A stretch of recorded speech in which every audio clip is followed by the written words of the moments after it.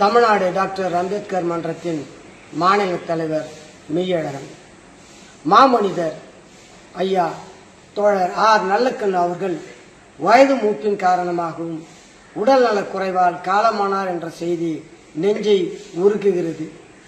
அவர் வாழ்நாளில் தொழிலாளர்களுக்காகவும் விவசாயிகளுக்காகவும் தன்னுடைய வாழ்நாளை அர்ப்பணித்தவர்.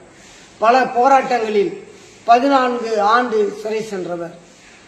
இந்திய கம்யூனிஸ்ட் கட்சியின் தமிழ் மாநில செயலாளராக 13 ஆண்டுகளும், தமிழ்நாடு விவசாய தொழிலாளர் சங்கத்தில் 25 ஆண்டுகள் தலைவராக பதவி வகித்தவர். இவ்வளவு பதவிகள் வகித்தாலும் அவர் எளிமையின் உருவமாக வாழ்ந்தவர்.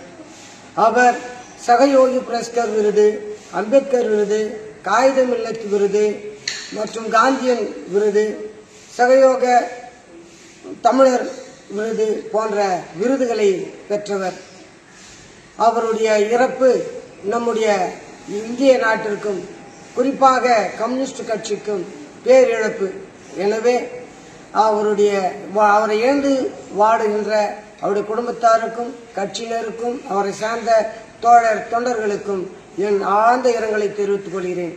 தமிழக அரசுக்கு இன்று இதன் மூலம் ஒரு கோரிக்கை.